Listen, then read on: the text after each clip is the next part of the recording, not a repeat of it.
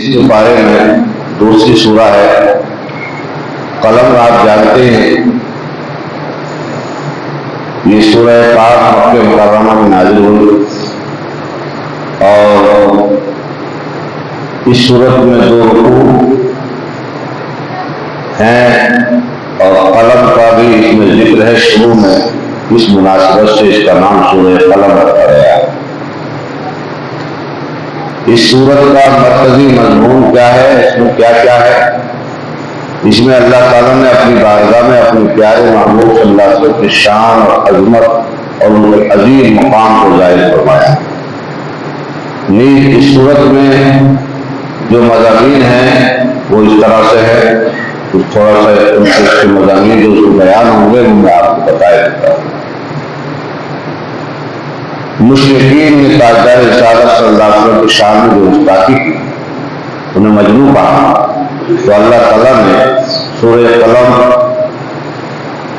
اللہ تعالیٰ نے قلم اور اس کے لکھے ہوئے کی قسم ذکر کر کے اپنے حبیب صلی اللہ علیہ وسلم سے کفار کے اس الزام کی نفی فرمائی اور اپنے حبیب صلی اللہ علیہ وسلم کو بے انتہا اجر و ثواب ملنے کی بشارت دے کر تسلی دی اور ان سے فرمایا کہ بے شک اے محبوب تم عظمت بزرگی والے اخلاق پر ہو. اس کے بعد مجموعی طور پر مشرکین کفار کے 16 اور جس کفار کا کافر نے مشرک نے گستاخی کی اس کے 10 عیب بیان کر کے اسے ذلیل و رسوا کیا. اس نے گستاخی کی تھی. کفار مکہ کے سامنے ایک باغ والوں کی مثال بیان کی گئی جب انہوں نے اللہ تعالیٰ کی نعمتوں کی ناشکری کی اور حقداروں کو ان کا حق نہ دینے کا عزم کیا تو اللہ تعالیٰ نے اس باغ کو جلا کر خاکستر کر دیا. انہیں بتایا گیا کہ جو اللہ تعالیٰ کی حدوں سے تجاوز کرے, اس کے حکم کی مخالفت کرے تو اس کے لیے بھی اللہ تعالیٰ ایسی سزا, اللہ تعالیٰ کی ایسی سزا ہوتی ہے اللہ کی طرف سے. لہذا وہ ہوش میں آئے اور اپنا انجام خود سوچ لے. دنیا کی سزا اتنی دردناک ہے تو آخرت کی سزا کیسی ہوگی. اللہ کی راہ میں دینے سے کنجوسی نہ کرے بلکہ اللہ کی راہ میں کثرت سے دیا کرے. خاص کر کے زکوٰۃ کو ہر حال میں دینا چاہیے, یہ تو فرض ہے, اور صدقات و خیرات کرتے رہا ہے. اس سورہ پاک میں یہ بھی بتایا گیا ہے کہ مشرکوں میں کافروں نے یہ دعویٰ غلط, ان کا یہ دعویٰ غلط ہے کہ مسلمان اور کافر ایک جیسے.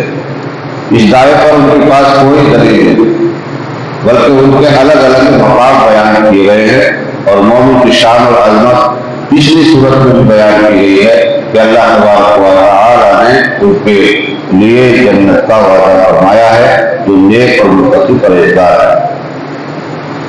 پھر اس سورہ پاک میں حشر کے میدان میں جو مشرکین کی ذلت اور رسوائی بیان کی گئی ہے, حضور اکرم صلی اللہ علیہ وسلم کو کفار کی طرف سے پہنچنے والی ایذاؤں پر صبر کرنے, ہر حال میں حکم الہی کے انتظار اور پیروی کرنے کی تلقین کی گئی ہے. اسی سلسلے میں حضرت یونس علیہ السلام کا واقعہ بھی اس کی طرف بھی اشارہ کیا گیا ہے. اس سورت کے آخر میں کفار کے حسد, عناد, بغض کا ذکر کیا گیا اور یہ بتایا گیا کہ سید المرسلین صلی اللہ علیہ وسلم جب تمام جہانوں کے لیے شر کا باعث ہیں تو ان کی طرف جنون کی نسبت کس طرح کی جا سکتی ہے. اس پوری سورہ پاک میں اللہ تعالیٰ نے اپنے محبوب پاک علیہ السلام کی شان اور عظمت کو بیان کیا ہے. اچھا, سوچنے کی سب سے بڑی بات یہ ہے کہ اللہ تعالیٰ نے یہ سورہ قلم اتار کر جو ہے قلم کی شان اور عظمت بھی بیان فرمائی ہے کہ قلم کتنی اہمیت کا حامل ہے. اور قلم کیا ہے؟ اس سورہ پاک میں قلم سے مراد کون سا قلم ہے؟ بعض مفسرین امام راہ اجمعین کہتے ہیں یہ قلم نوری قلم مراد ہے, قلم قدرت. اللہ تبارک و تعالیٰ نے سب سے پہلے قلم کو پیدا فرمایا اور اس سے فرمایا کہ لکھ, تو قلم بولا, کہنے لگا پروردگار کیا لکھ؟ اللہ تبارک و تعالیٰ نے فرمایا لکھ جو کچھ ہو چکا ہے اور جو کچھ ہونے والا ہے. یعنی اولین آخرین کے تمام جو امور ہیں, جو اولین آخرین کے امور ہیں وہ سب. تو قلم چلا اور تمام اولین آخرین کے علوم قلم نے لوح محفوظ میں درج کر دیے. یہ بھی روایت میں ہے کہ یہ قلم اللہ تبارک و تعالیٰ نے سب سے پہلے پیدا کیا اور اس قلم سے تقدیریں لوگوں کی لکھی گئی. اس سے کہا گیا کہ لکھ. اس نے کہا کیا لکھوں؟ اللہ تعالیٰ نے فرمایا لکھ لا الہ الا اللہ. تو 70,000 برس میں لا الہ الا اللہ اس نے لکھا. پھر کہا، پھر یہ رک گیا، لا الہ الا اللہ لکھ کے رک گیا. اللہ تعالیٰ نے فرمایا کہ لکھ محمد رسول اللہ صلی اللہ علیہ وسلم. تو یہ قلم پھر آگے چلا اور جب اس نے محمد رسول اللہ صلی اللہ علیہ وسلم لکھا تو لکھتے لکھتے یہاں پر اس میں شغاف پڑ گیا جو قلم میں ایک نشان ہوتا ہے. اور پھر 70,000 سال تک یہ لکھتا رہا اور پھر کلمے کا دوسرا جز تیار ہوا، لکھا گیا. اس طرح سے 70,000 سال اور 70,000 سال یہ ایک روایت ہے. روایت ضعیف ہے مگر فضیلت میں بیان کی جاتی ہے ضعیف روایت ہے.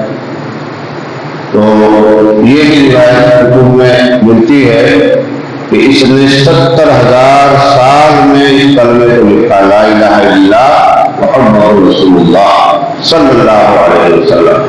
جو کوئی اس کلمے کو پڑھتا ہے ایک بار 70,000 نیکیاں اسے عطا کی جاتی ہیں.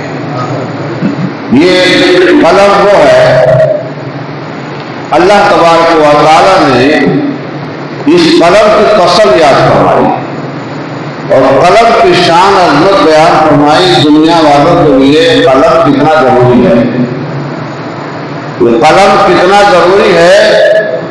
اس لیے قلم کی شان اور عظمت کو کوئی نہیں جانتا، کسی کو معلوم نہیں تھا. اس قلم کی شان اور عظمت کو تو اللہ تبارک و تعالیٰ نے دنیا بنانے سے پہلے ہی ظاہر فرما دیا. دنیا بنی نہیں ہے، ابھی کچھ بنا نہیں ہے اور اللہ تعالیٰ نے قلم کو پیدا فرمایا اور کہا وہ خود لکھ. تو قلم نے جو کچھ ہونے والا تھا، جو کچھ ہونے والا تھا، جو ہو چکا، جو ہونے والا تھا، اولین آخرین تمام امور کو قلم نے لکھ دیا. یہ قلم کی شان اور عظمت بیان کی جاتی ہے. اس لیے تعلیم حاصل کرو.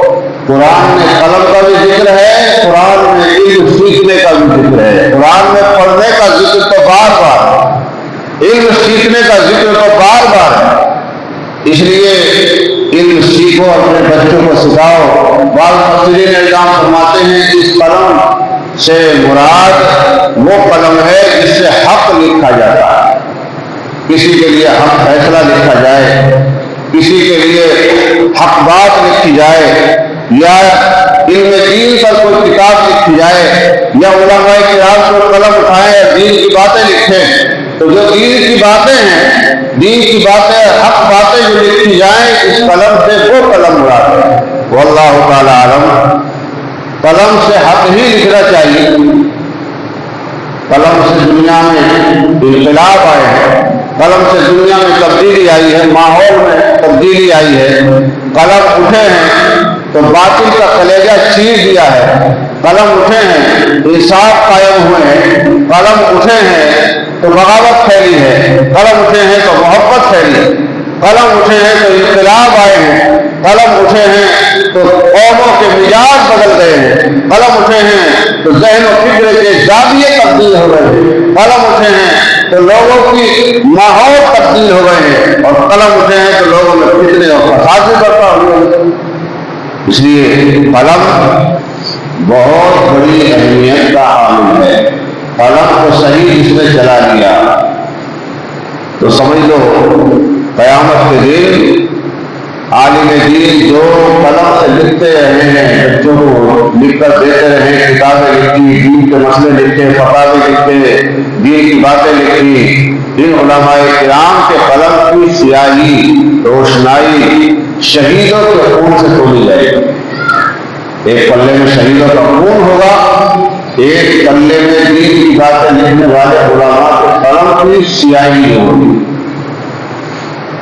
تو فرمایا کہ علماء کرام کی سیاہی شہیدوں کے خون پہ بھاری ہوگی قیامت۔ اس لیے کہ علماء نے جو بات لکھی ہے وہ پوری قوم کی فلاح بہبودی کے لیے ہے۔ شہید نے جو جان دی ہے اسے جنت مل گئی، اس نے اپنی اکیلی جان دے دی تو اس کی اپنی جان چلی گئی اور اسے جنت مل گئی، اس نے جنت پا لی۔ لیکن جو علماء نے دین کی بات لکھی ہے وہ ایک نے نہیں انیک نے پڑھی، ہزاروں نے پڑھی۔ جتنے لوگوں نے پڑھی وہ صدقہ جاریہ ہے، اور جتنے لوگوں نے پڑھی ان لوگوں نے دین سمجھا سیکھا تو اس کا اجر و ثواب انہیں کو ملا ہی۔ اس کے ساتھ ساتھ قیامت تک لکھنے والوں کو بھی اس کا اجر و ثواب ہوگا۔ اس لیے علماء کی قلم کی سیاہی قیامت کے دن شہیدوں کے خون پہ بھاری ہو جائے۔ دین کی بات پھیلانا، دین کی بات بتانا یہ بہت ضروری ہے اور اس کی بڑی اہمیت ہے۔